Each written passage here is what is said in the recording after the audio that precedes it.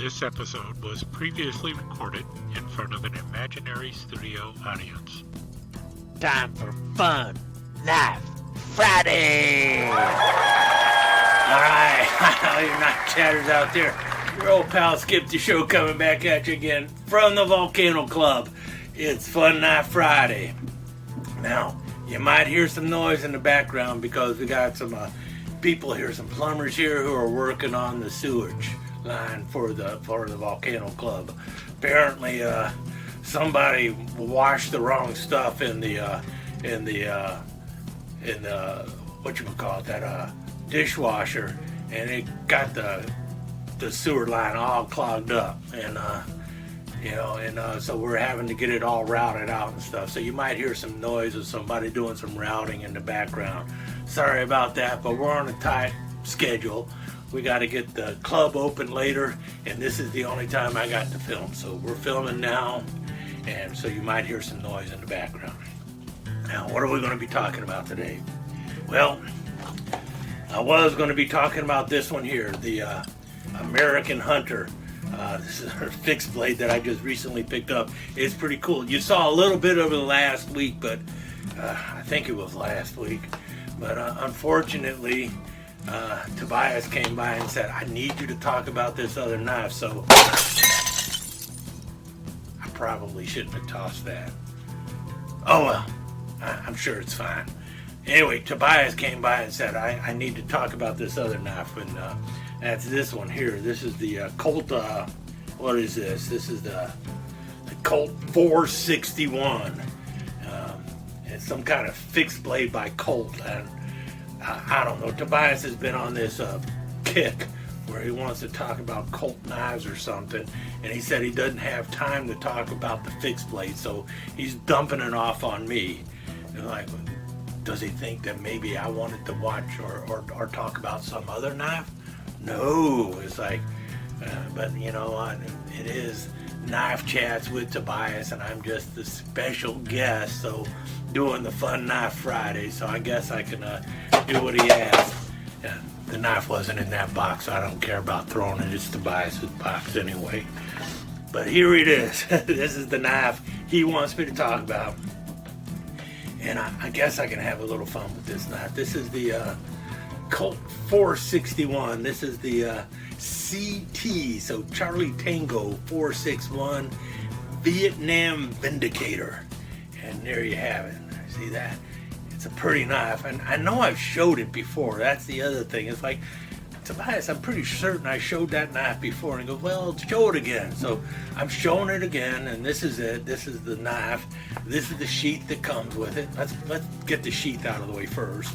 So you see it's a nice black nylon sheath, which is pretty cool, I guess. And you got this thing hanging down here. That's some kind of, I don't know, a fob, or I guess you'd have to untie the whole thing if you're going to use it as a tie down for your leg or something, but nothing else. It couldn't do that. So, if the cat next door comes by, I can do this and I can dangle it and have the cat chase it, so that'll be fun.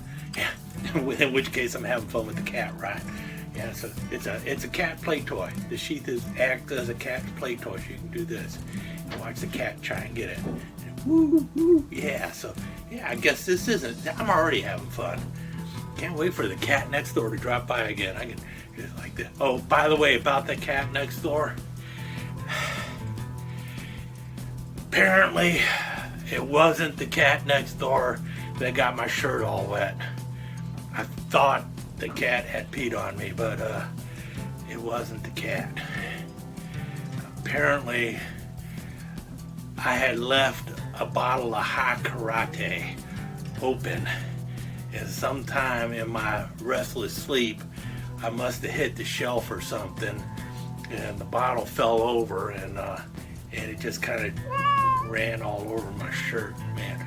And I had an entire 8 ounces of high karate poured on me,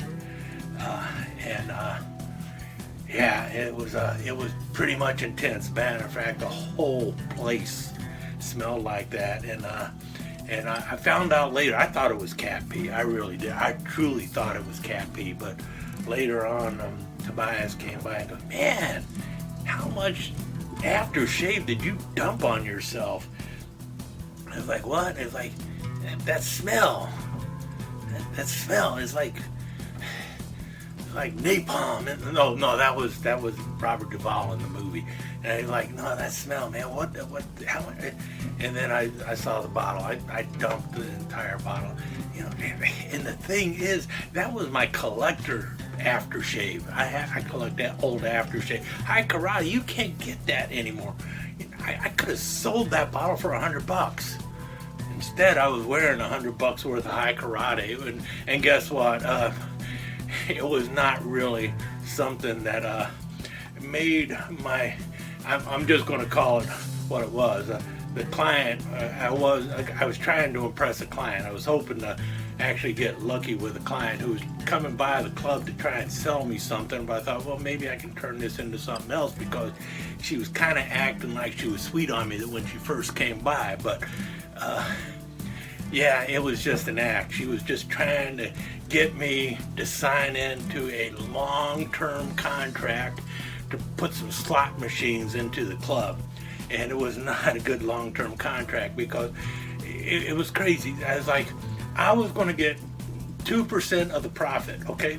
Well, that's what it looked like on the contract. At first it looked like 2%, and that's kind of the way she was showing it.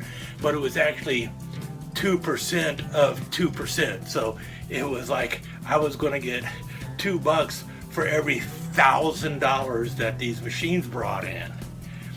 And what was worse is I was going to have to pay to have the machines in the club. And she was like, oh, the profit will cover it. The profit will. And I've been down that road before. The last thing you want are slot machines, especially if you're paying for them to be in there. And it just, so, and as soon as I said no, she was no longer that sweet to me. So,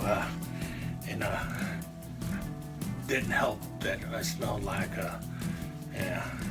Well, you know, it could have been worse. It could have been Axe, right? It could have been Axe body spray all over the place. Anyway, that's not what you're here for. You're here for...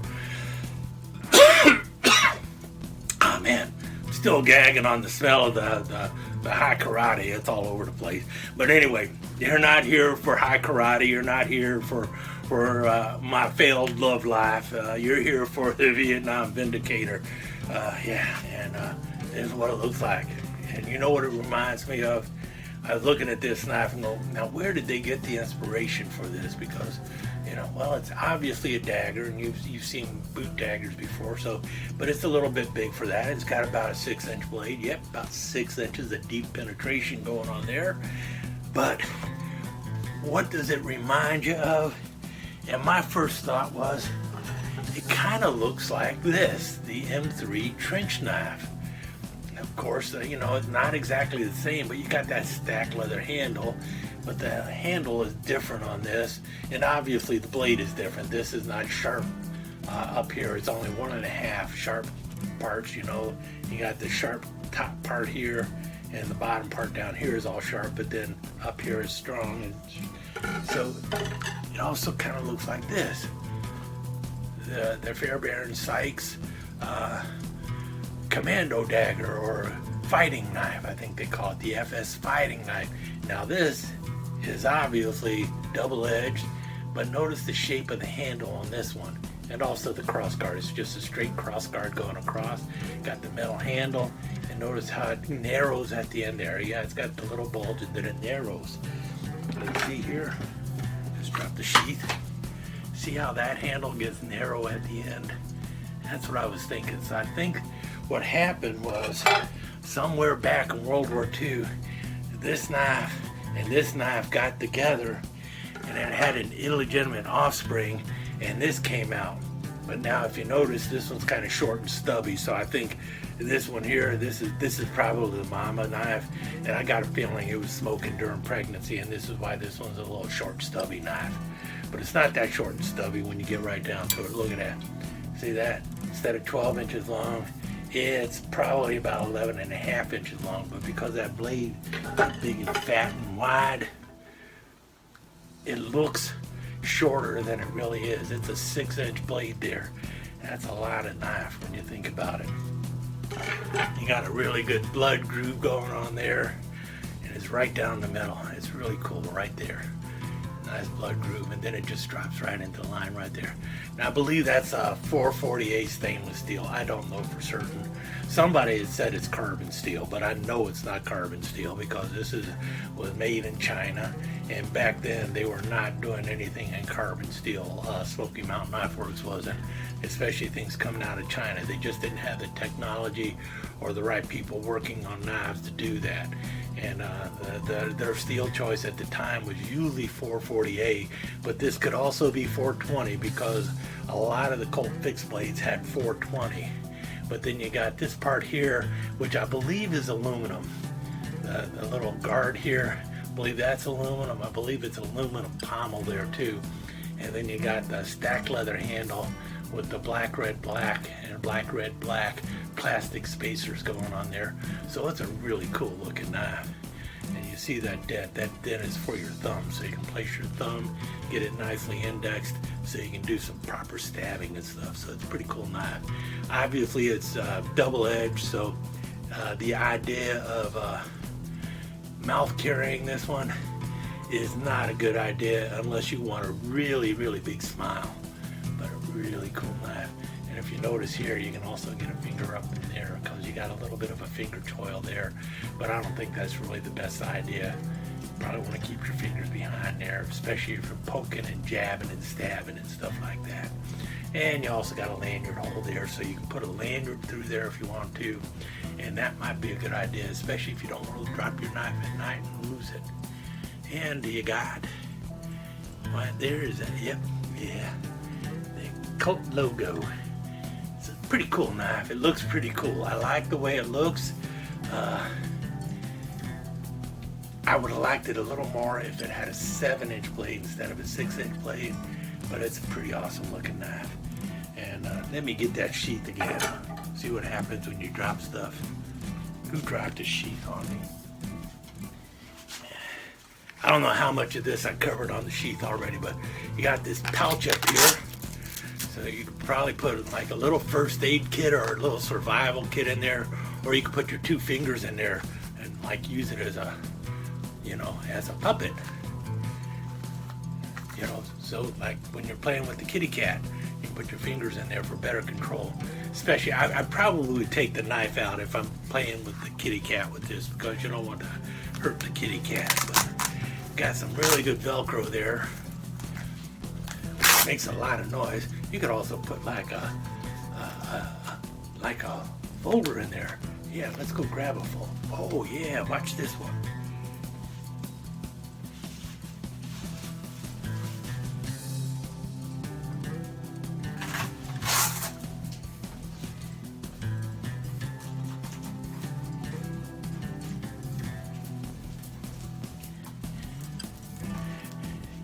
Yeah, see that? You can do it because you got the Velcro there. It expands a little bit.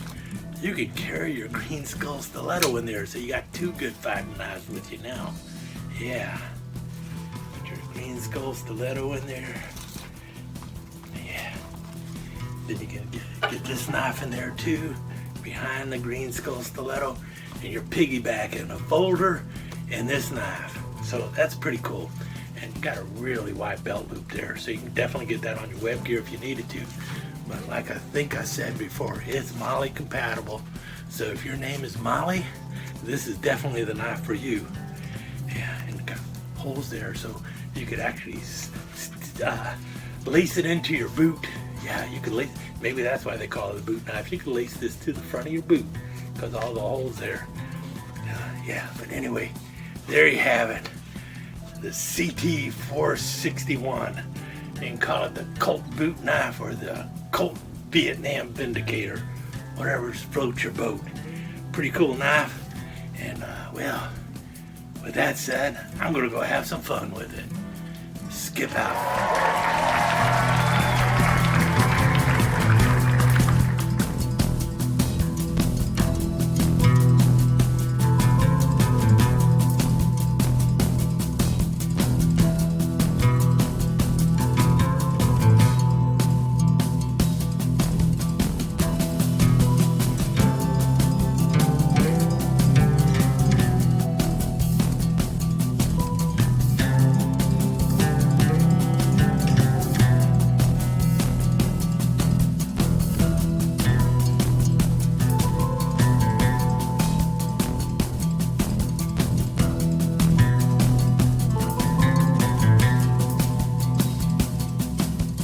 right, kitty. You can get it. Come on, kitty. It's right up here. Come on. Come on, you can get it. Come on, kitty. Come on. Right. Come on, you're gonna get it. Come on. Come on.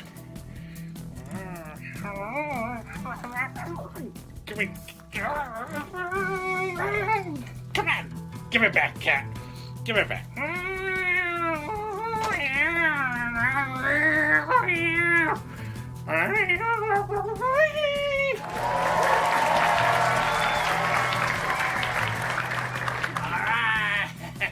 There you have it, all you knife chatters. Been your old pal, Skip DeSheau's. Another fun Knife Friday in the books. Remember, if your knife's not fun, you're doing it wrong. Skip out.